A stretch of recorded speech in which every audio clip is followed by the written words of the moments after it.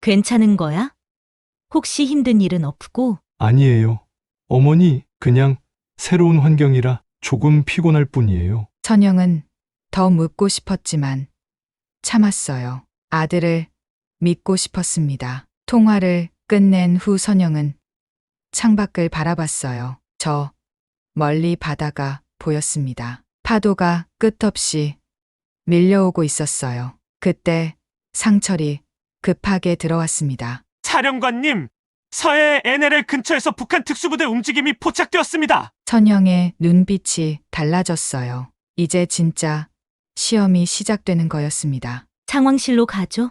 선영은 자리에서 일어섰어요. 개인적인 걱정은 잠시 뒤로 미뤄야 했습니다. 지금은 수많은 생명을 지켜야 하는 해병대 사령관이었으니까요. 오늘의 사연은 여성 최초 해병대 사령관 선영의 사연입니다. 그럼 시작하겠습니다. 하지만 마음 한쪽에서는 계속 불안감이 맴돌았어요. 아들에게 정말 아무 일도 없는 걸까요? 30분 후 해병대 상황실은 긴장감으로 가득했어요. 1대대는 동쪽으로 우회, 2대대는 정면 접근하세요. 상륙정 부대는 세상에서 포위망을 구축하고요. 선영의 지시가 떨어지자마자 모든 부대가 움직였어요. 그녀의 머릿속에는 완벽한 작전 계획이 그려져 있었습니다. 2시간 후 북한 특수부대는 더 이상 전진하지 못하고 철수했어요. 훌륭한 지휘였습니다. 사령관님, 상철이 감탄하며 말했어요. 하지만 선영의 마음은 무거웠어요. 아들 생각이 자꾸 떠올랐습니다. 모든 작전이 성공적으로 끝났지만 왜인지 가슴 한쪽이 불안했어요. 마치 무언가 큰 일이 일어날 것 같은 예감이 들었습니다. 선영은 다시 창밖 바다를 바라봤어요. 저 바다 건너편 어딘가에서 아들이 해병대 훈련을 받고 있을 텐데요. 김포 해병대 신병교육대대의 생활관은 새벽부터 소란스러웠어요. 현우는 침대에서 일어나 조용히 정리를 하고 있었습니다. 야, 이현우. 뒤에서 날카로운 목소리가 들렸어요. 김재현 상사였습니다. 현우는 몸을 돌렸어요. 재현의 얼굴에는 불쾌한 표정이 가득했습니다. 연세대 나온 놈이 왜 여기 있어? 순간 생활관이 조용해졌어요. 다른 신병들의 시선이 모두 현우에게 쏠렸습니다. 현우는 당황했어요. 어떻게 자신의 출신 대학을 알았을까요? 그냥 해병대 생활을 제대로 해보고 싶어서요. 제대로?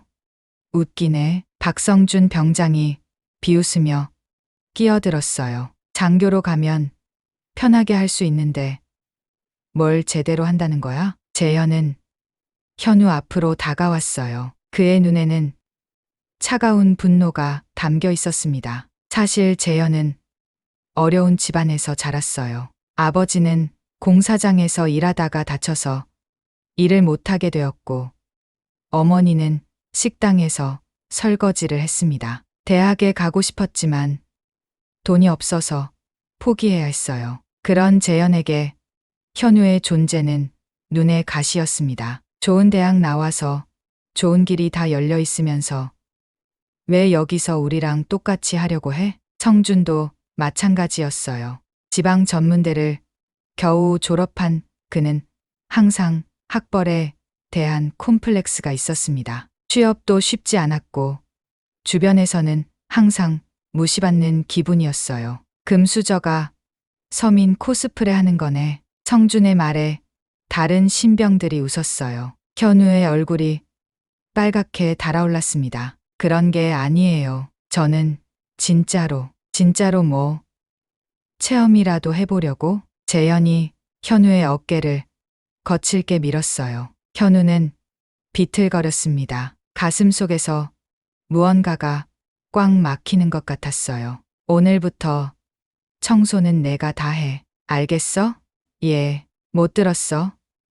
아니면 귀까지 금으로 만들어진 거야? 재현의 목소리가 점점 차가워졌어요. 현우는 아무 말도 할 수 없었습니다. 이런 상황이 처음이었거든요. 그날 밤 현우는 혼자 화장실 청소를 하고 있었어요. 다른 신병들은 모두 휴식을 취하고 있었습니다. 손이 거칠어졌어요. 비누 냄새가 코를 찔렀습니다. 왜 이런 일이 생기는 걸까? 현우는 마음이 무거웠어요. 한편 정민호는 멀리서 이 모든 상황을 지켜보고 있었습니다. 마음이 불편했지만 쉽게 나서기 어려웠어요. 내가 끼어들면 나도 당할 텐데. 하지만 양심이 찔렸습니다. 며칠이 지나면서 상황은 더 나빠졌어요. 야, 이현우.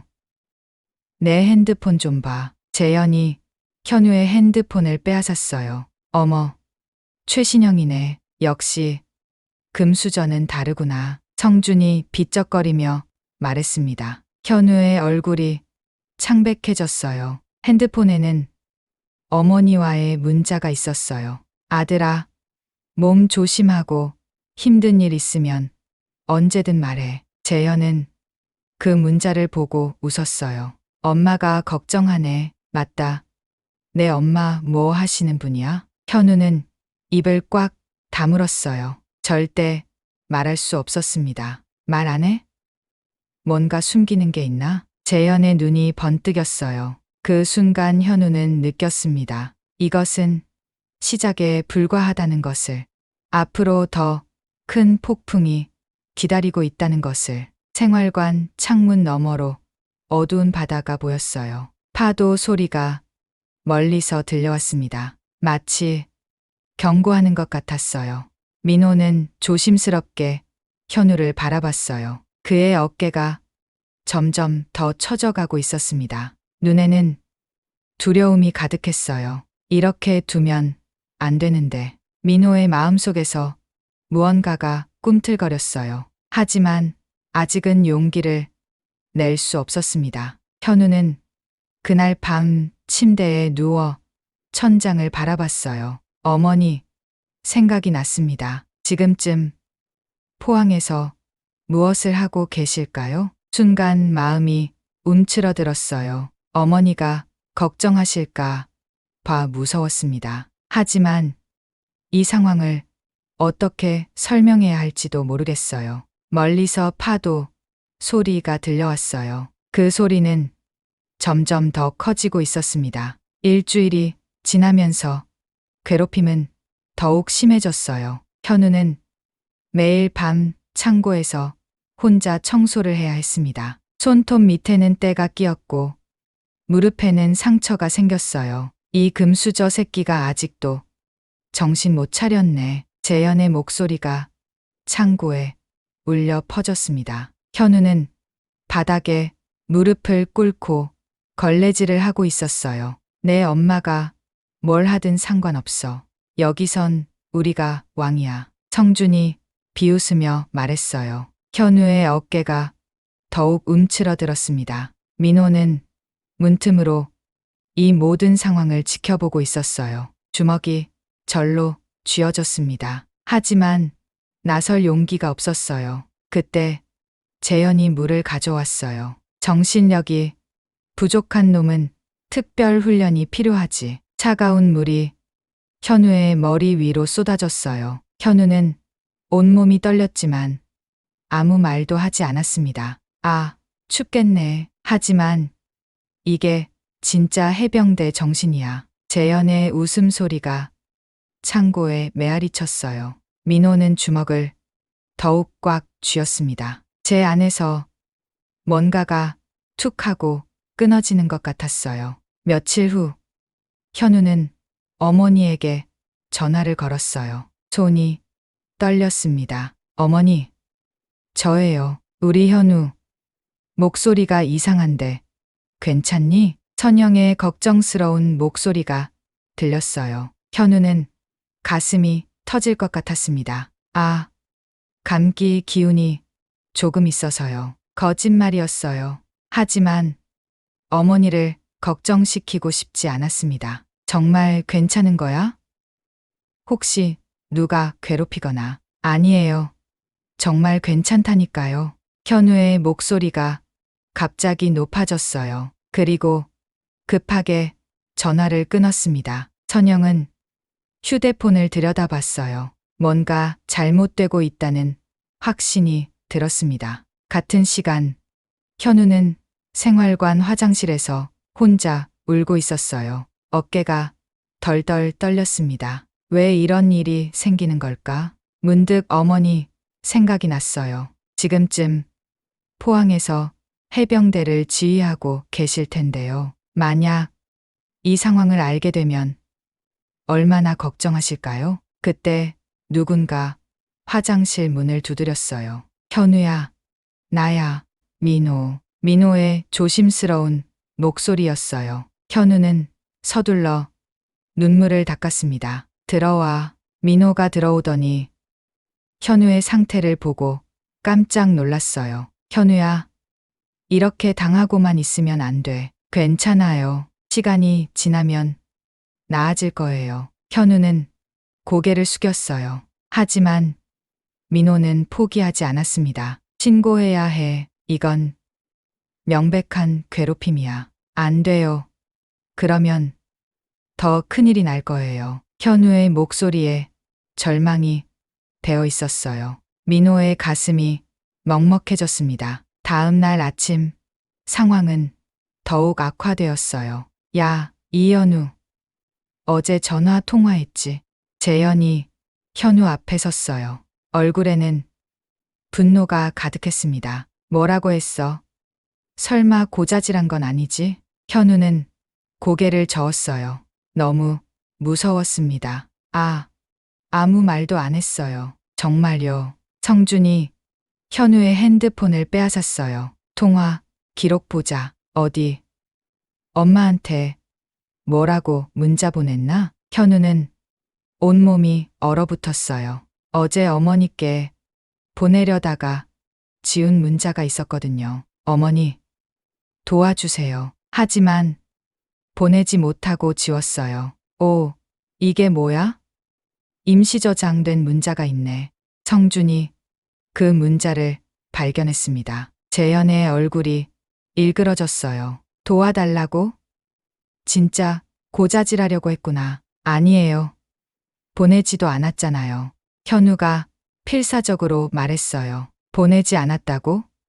그럼 왜 썼어? 재현이 현우의 멱살을 잡았습니다. 현우의 얼굴이 창백해졌어요. 그 순간 민호가 독도 끝에서 모든 것을 지켜보고 있었어요. 휴대폰을 들고 있었습니다. 이번엔 꼭 증거를 남겨야 해. 민호의 마음속에서 결심이 섰어요. 그날 밤 현우는 또다시 창고에 갇혔어요. 차가운 바닥에 앉아 무릎을 안고 있었습니다. 언제까지 이렇게 지내야 할까? 눈물이 또 흘러내렸어요. 하지만 이번엔 소리를 내지 않았습니다. 이미 울 힘도 남아있지 않았거든요. 멀리서 파도 소리가 들려왔어요. 그 소리는 마치 어머니의 목소리 같았습니다. 현우야, 괜찮니? 하지만 현우는 대답할 수 없었어요.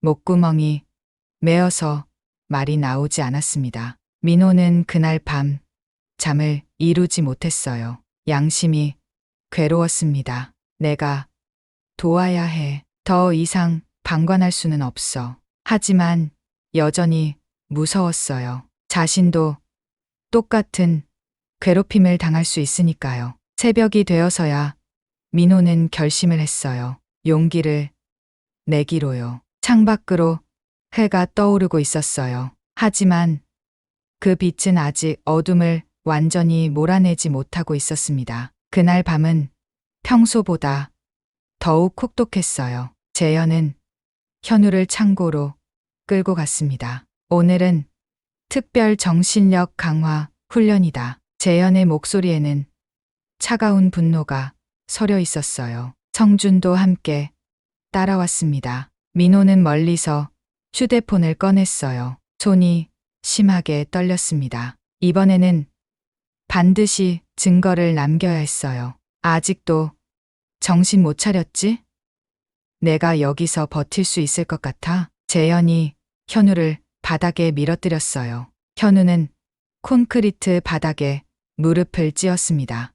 제발 그만해 주세요. 현우의 목소리는 이미 힘이 빠져 있었어요. 하지만 재현은 멈추지 않았습니다. 그만? 아직 시작도 안 했는데. 성준이 현우의 등을 발로 찼어요. 현우는 앞으로 고꾸라졌습니다. 민호는 눈물이 날 것 같았어요. 하지만 카메라를 멈출 수 없었습니다. 이것은 증거였으니까요. 30분이 지나서야 그들은 창고를 나갔어요. 현우는 바닥에 쓰러진 채 일어나지 못했습니다. 민호는 급히 현우에게 달려갔어요. 현우야, 괜찮아? 현우는 대답하지 못했어요. 온몸이 아팠고 머리가 어지러웠습니다. 병원에 가야 해. 안 돼요. 더 큰일이 날 거예요. 현우는 간신히 일어서려 했지만 다시 쓰러졌어요. 의식이 희미해지고 있었습니다. 민호는 더 이상 참을 수 없었어요. 그 자리에서 119에 신고했습니다. 응급 환자가 있어요.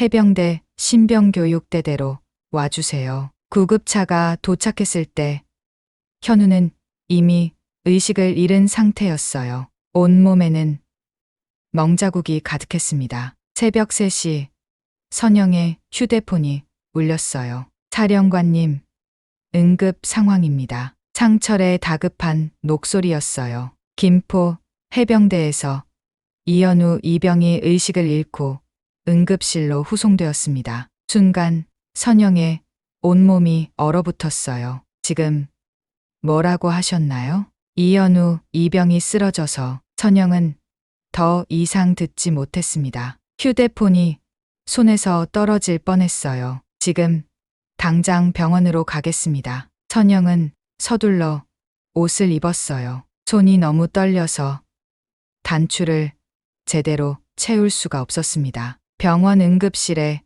도착한 선영은 중환자실 앞에서 멈춰섰어요. 유리창 너머로 보이는 아들의 모습. 산소 마스크를 쓰고 누워있는 현우의 얼굴은 창백했어요. 온몸에는 멍자국이 가득했습니다. 누가 내 아들을 이렇게 만들었어요? 선영의 목소리가 떨렸어요. 의사가 조심스럽게 다가왔습니다. 장기간의 폭행과 극심한 스트레스로 인한 쇼크 상태입니다. 정신적 충격도 매우 심각해요. 선영의 다리에 힘이 빠졌어요. 상철이 급히 그녀를 붙잡았습니다. 사령관님, 진정하세요. 진정하라고요? 내 아들이 저렇게 누워있는데. 선영의 눈에서 눈물이 흘러내렸어요. 그때 상철이 태블릿을 가져왔어요. 사령관님, 익명 신고가 들어온 증거 자료입니다. 화면에는 충격적인 영상들이 있었어요. 현우가 바닥에 쓰러진 채 발길질을 당하는 모습, 창고에 갇혀서 물을 뒤집어 쓰는 장면, 그리고 가해자들의 목소리. 내 엄마가 해병대 사령관이면 뭐 어때?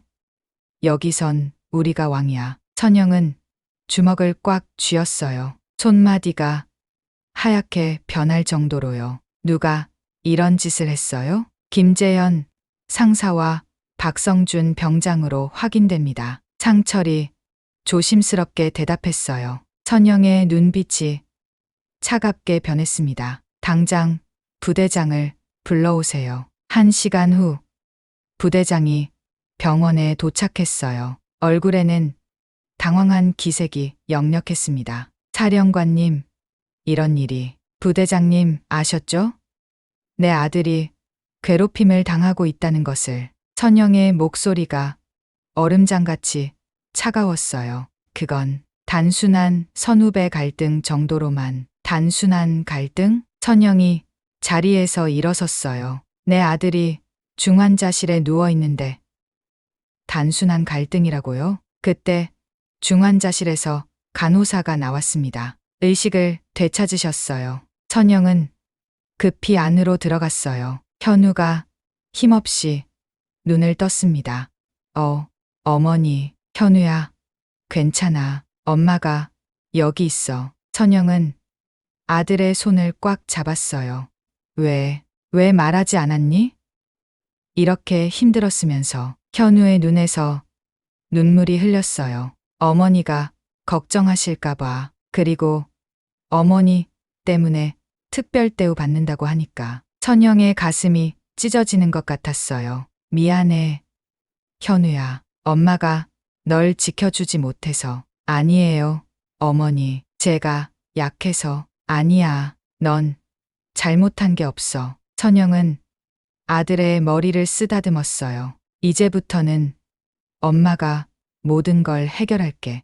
약속해. 복도에서 상철이 기다리고 있었어요. 사령관님, 어떻게 하시겠습니까? 천영의 눈빛이 단단해졌어요. 특별 감찰을 요청합니다. 공식적으로요. 하지만 사령관님이 직접 나서시면 상관없어요. 이건 내 아들의 문제가 아니라 우리 해병대의 문제예요. 천영은 창밖을 바라봤어요. 새벽 바다가 보였습니다. 더 이상 이런 일이 일어나서는 안 돼요. 다른 병사들을 위해서라도요. 그녀의 목소리에는 강철 같은 의지가 담겨 있었어요. 폭풍이 몰려오고 있었습니다. 하지만 이번에는 선영이 그 폭풍의 중심에 있을 거예요. 새벽 5시 김포 해병대 신병교육대대 정문으로 검은색 차량들이 줄지어 들어섰어요.